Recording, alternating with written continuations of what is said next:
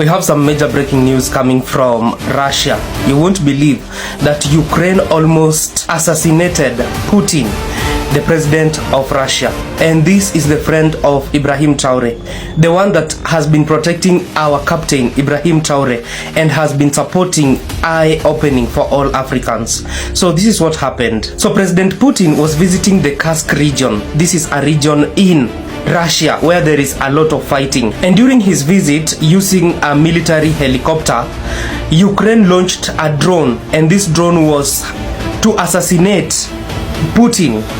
But let me tell you, just before this drone launched an attack on this helicopter carrying Putin, it was intercepted by the defense system in Russia. And let me tell you, Putin doesn't want to hear anything to do with ceasefire in Ukraine, and now he is launching missiles in cities. Kyiv, the capital of Ukraine, he is launching so massively that the United States president said that he doesn't know what has happened to Putin. He is bombing cities. Let me tell you, if it was not for God's miracle that happened, we could be crying now, because the person who helps our Ibrahim Traore could have been assassinated. There's a new force of nature at hand, stirring all over the world. They are the young people whom, frankly, we have failed, who are angry, who are organized, who are capable of making a difference. They are a moral army. And the most important thing that we can do for them is to get the hell out of their way. Honorable delegates, heads of state, leaders of nations, distinguished representatives of peoples great and small, I greet you not as a career diplomat, nor as a man bred for banquet halls and handshakes. I do not come to you speaking the rehearsed language of polished politics. I come to you as a soldier of my people, as a guardian of a wounded land, as a son of a continent that has carried the cross of the world, yet has never worn its crown. My name is Captain Ibrahim Traore, President of Burkina Faso, and today I speak not only for the 22 million souls in my nation, but for a continent whose stories have been twisted, whose pain has been ignored, and whose dignity has been repeatedly auctioned off at the altar of foreign interests. Africa is not Tobago. Africa is not a battlefield. Africa is not your experiment, your puppet, your warehouse of raw materials. Africa is rising not to kneel but to stand. And today I say before this great assembly of nations, Africa will not kneel. One on the false generosity of global politics.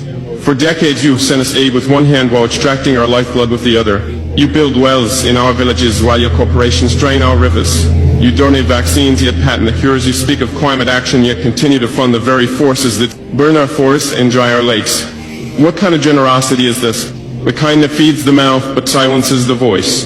The kind that keeps a man alive just enough to keep him dependent. We are not blind to this hypocrisy. Let me be clear, we are not ungrateful for sincere humanitarian assistance, but we reject a global order that disguises exploitation as partnership. We reject financial institutions that lend with one hand and steal sovereignty with the other. Africa no longer wants charity. We want justice. We want control over our own destinies. Too on the chains of colonialism and its modern descendants. Our wounds did not begin with us. They were inherited legacies of an empire-building madness that saw us not as humans, but chiefs, as cargo laboratories. My ancestors were not consulted when maps were drawn with rulers and compasses in Berlin. The borders of Burkina Faso, like those of many African nations, were not carved by our ancestors, but by men who had never stepped foot on our soil, who knew nothing about languages, our tribes, or our spirits. Today, colonialism has a new face. It wears suits, it hosts forums, it signs contracts in Geneva and Paris and Washington. But it still takes without consent, it still dictates instead of dialogues, it still silences instead of listening. If you want to talk about peace, then let's begin by unlearning the arrogance that peace is something only you can teach us. 3. On resource exploitation and the myth of development. They call us developing as if the theft of centuries did not set us back, as if the gold from our lands, the diamonds from our rivers, the oil beneath our feet did not build the very skyscrapers in which this assembly sits. Let us speak plainly. Burkina Faso is rich, Africa is rich. Rich in minerals and culture and wisdom and youth, But you have taught us to measure richness in GDP and export value. You call it development when a foreign company owns 90% of a gold mine on our land. You call it progress when your security forces guard cobalt mines but not our children's schools. That is not progress, that is piracy with legal documents. From now on, we will define development on our own terms. Development that puts children in classrooms, not minerals on cargo ships. Development that respects the land, the people, and the soul of a nation. For on sovereignty and interference. Why is it that when an African nation makes independent choices, we are called unstable? Why is it that when we seek military cooperation outside the colonial sphere, we are labeled a threat? Burkina Faso has chosen to walk a path of sovereignty that is not a threat to peace. It is a declaration of adulthood. We are no longer under your guardianship. We are no longer your junior partners in diplomacy. We are a free people. If a nation chooses partners that respect it rather than exploit it, that is not rebellion. That is wisdom. Let it be known, no foreign power will dictate the alliances of Burkina Faso. We will build relations based on mutual respect, not historical guilt or present-day intimidation.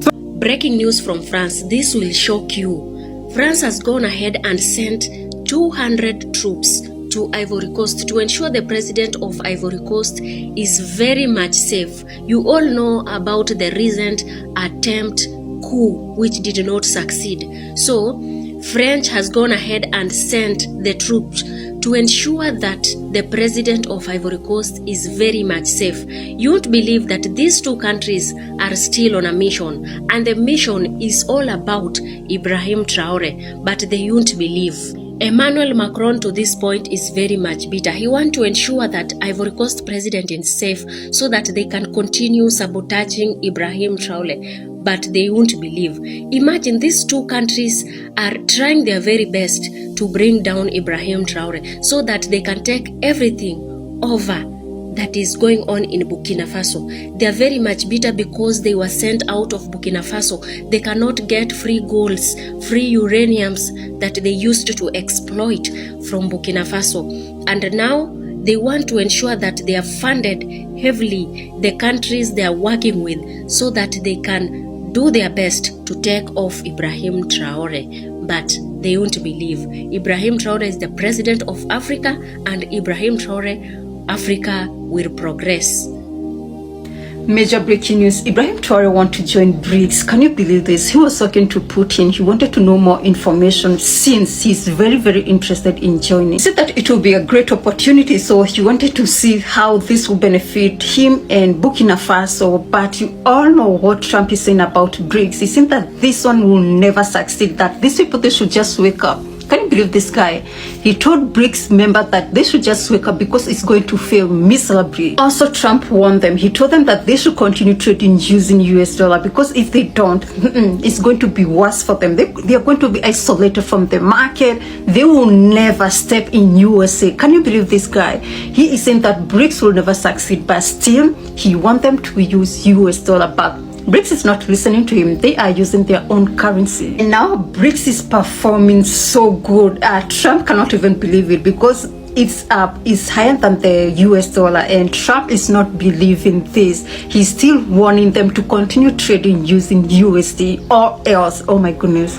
There's something I need to say, and I can't keep it in anymore. Please, I'm asking you to watch this until the end. Even if you don't agree with everything I say, the message matters. It's bigger than me, bigger than politics. It's about truth, unity, and the future of our continent. You may wonder, why is this British woman speaking about African issues? Well, I was born in Kenya, raised in Kenya, and I left when I was 29 years old. Not because I wanted to, I left because I was in a relationship that wasn't healthy for me. But my heart never left Africa.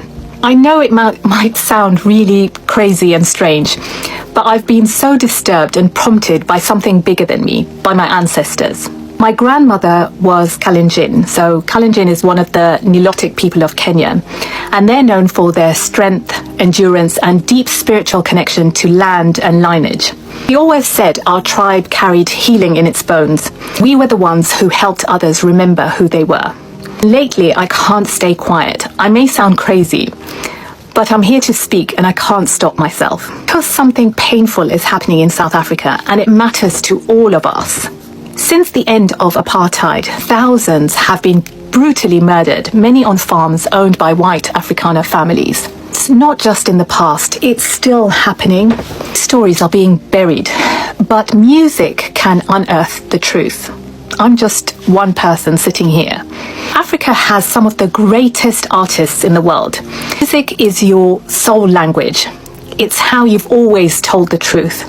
That's why I'm calling on musicians, songwriters, producers, help us to create a song in English that the whole world can understand. A song that carries the names, the heartbreak, the truth.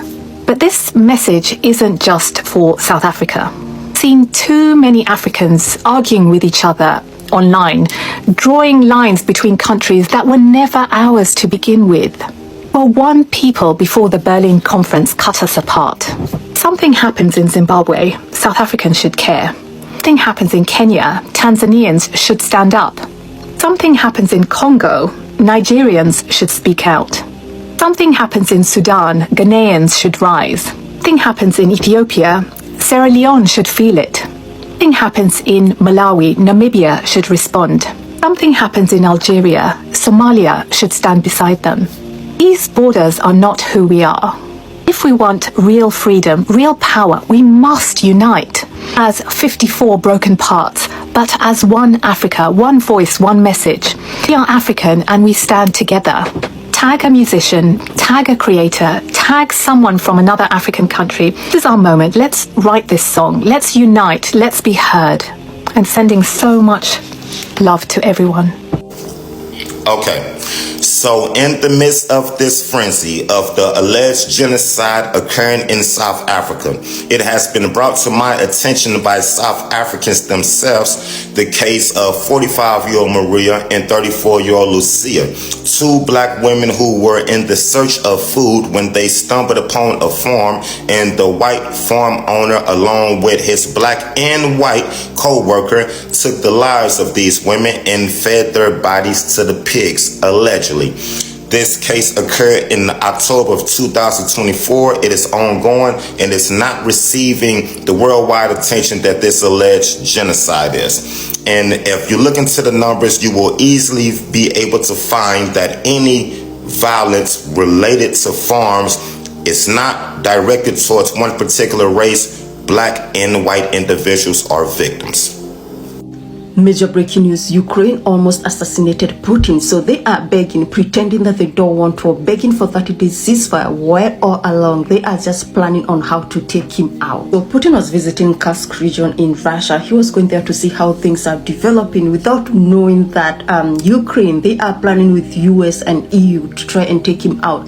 They've been tracking his every movement, and they knew that he was in Kursk region, and this was the moment, this was the big moment for Ukraine to attack and take him out. But Putin is saying that Ukraine was wrong because they don't have the satellite to track his every movement or what he's doing, and they knew that he was going to be there at that time. So they were helped by maybe NATO, US or EU to track him out, and they told him where exactly he was going to be. And this is when Ukraine launched its drone to go and attack Putin's helicopter. But the drone was intercepted by Russian Defense Force, and now Putin is very angry. He's saying that he is not going to give that 30-day ceasefire, and from now on they are going to see fire. Hello everyone, I hope you're doing fantastic. I simply made this video because I wanted to share my thoughts with you guys regarding the whole situation surrounding Ibrahim Traore. I know we are following him closely and everything that's going on around him. In order to share my thoughts with you guys, I decided to write them down. So please, here goes. To my people of Congo, Africa, and the black race around the world, I come before you to express my complete and total support of the President of Africa, Ibrahim Traore. Yes, you heard me correctly. His current residence is in Burkina Faso, but I know I am not alone here when I declare that Ibrahim Traore is the leader of the new United States of Africa. Considering the recent events, such as the many assassination attempts on Ibrahim Traore's life, it has become even more clear for the Burkinabe first and us Africans that we must unanimously condemn the blatant affront against Ibrahim Traore and the people of Burkina Faso. Simply put, an affront against Burkina Faso is now a provocation against Africa. Secondly, the West, precisely America and France, have now begun to sully and distort the image of President Ibrahim Traore by labeling him as a dictator whose sole purpose is to keep the gold for himself. To that we respond, your house, your rules. They have put in place a black man by the name of Michael Langley to wage a coup against our president in the name of protecting the Burkinabe people.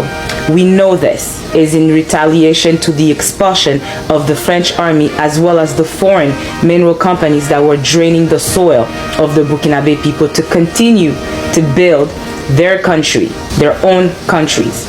But fellow Africans and black people, the time has now come for us to no longer bow and close our eyes while they courageously continue to vilify our leaders, plunder our natural resources, and create division amongst our people. I read of our past African leaders and black leaders, such as Thomas Sankara, Patrice Lumumba, Muammar Gaddafi, Marien Ngouabi, Nelson Mandela, Malcolm X, Bob Marley, Martin Luther King, and countless others who fought for freedom, for independence, civil rights, to break away from the clutches of slavery, colonialism, imperialism, only to be assassinated by the West. They use our own people arbitrarily to accomplish their Machiavellianism plans. Time and time we saw this, and although our forefathers and mothers knew the truth, they knew under the current states of affairs in these respective countries they could not win. Now, with the rest of the world, we are seeing a new dawn settling across Africa, with Burkina Faso leading the way. Our fathers who had lost hope, us, this generation, and the future generation, talking about our kids, are witnessing the making of an upright leader who did the impossible. He stood against the West and now has started a movement that is inspiring our youth and other nations around the world. President Ibrahim Traore invested in schools, in the sector of agriculture, health, education, and the Defense Department. He has brought back our pride in being African by banning the English wigs in courtrooms, encouraged women to wear their natural hair, and much more. And he has only begun. This, my fellow Africans, black people, is why the West want to unalive him. We will not capitulate this time.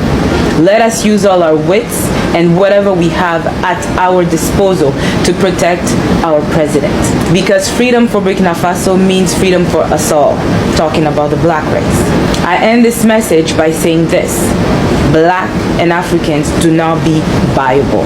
Do not be a traitor to the people. La patrie ou la mort, nous vaincrons. Homeland or death, we shall overcome. Major breaking news: Ivory Coast received over 200 troops from France. Can you believe this? So this is because of the incident, what have been going on in Ivory Coast, people trying to remove the Ivorian president, all those political misunderstandings that have been going on. So France sent these troops to protect the president of Ivory Coast. They don't want their president to be removed because they have a lot of things that they need to do together to remove Ibrahim Traore. And also recently the Ivorian president spoke since the attack that happened in Ivory Coast. This is the first time that he's speaking, and this is what he had to say. He said that nobody can remove him. Can you believe this? He said that ECOWAS is protecting him and nobody can remove him. You all understand that who is ECOWAS, right? ECOWAS is France, because the leader of ECOWAS is the president of Nigeria, and France, Emmanuel Macron, controls this president. Even though Ivory Coast is being attacked, still the president of Ivory Coast is still trying to attack Burkina Faso, because recently they said some items, trying to provide items to attack Burkina Faso, to the terrorists in Burkina Faso. Can you believe this? They were caught by Ibrahim Traore trying to provide motorbikes to these terrorists.